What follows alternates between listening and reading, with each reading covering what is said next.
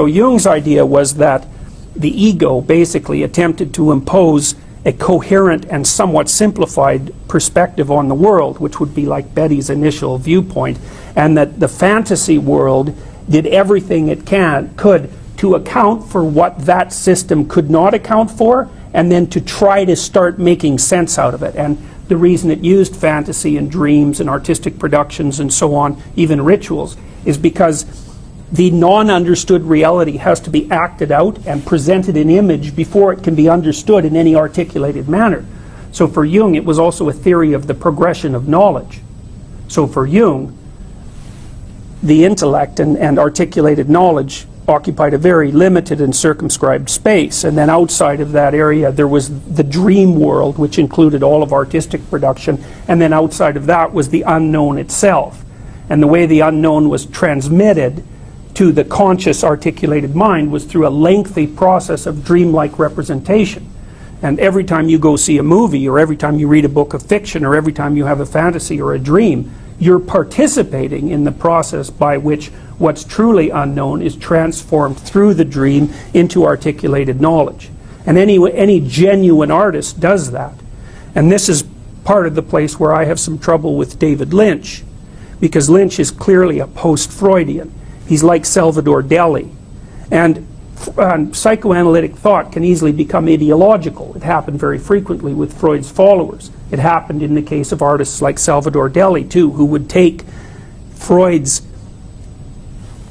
excavation of symbolic language and then use it consciously in a manner that aped or mimicked true spontaneous symbolic revelation. And I can never escape the deep suspicion that Lynch is doing exactly the same thing. He's a little too calculated for me, you know, and because the film, for example, could be laid out in a linear structure, but it's as if he laid it out in a linear structure and then randomized it, which I think is a rather cheap trick. And the film lacks, I think, what you see in truly deep symbolic movies, which is the revelation of something beyond understanding. What Lynch attempts to make the audience feel, as far as I'm concerned, is that he is revealing something that's not yet understood. But I think Lynch understands too well what he's doing, and he's playing a Freudian game with the audience, just like Salvador Dali did. Now, that doesn't mean he isn't creative, because he is, and the film is fascinating to watch, but there's something about it that there's a lack of spontaneity about what he's doing that to me makes him into a quasi-Freudian ideologue. And that sort of thing is generally not that helpful. A real artist is someone who isn't using symbols to express what they're attempting to express. A real artist is attempting to express what has not yet been expressed and has no choice other than to use imagistic or symbolic representations, because there isn't anything else yet. And you can really see this when you read someone like Nietzsche, but even more so in the case of Jung, because Jung is quite obscure. But the reason he's obscure is because the things he was writing about are way more obscure than Jung. So you can see this especially in his writings about alchemy. I mean, alchemy is so obscure that it's basically incomprehensible. And Jung's writings on alchemy are almost understandable. And that actually constitutes a move forward.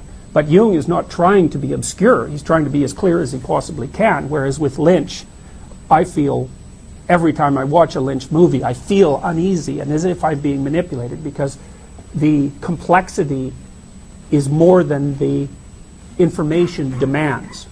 So he's playing a game, and I think that that's a pseudo-intellectual move, because what someone who's genuinely exploring is trying to do is to lay out something complex as simply as possible. Now, it still may be incredibly complex, but the complexity isn't added for the point of mystification. And Lynch plays so many games, and I think I've seen most of his films, that I just can't suppress the notion that there's something rotten in the state of Denmark.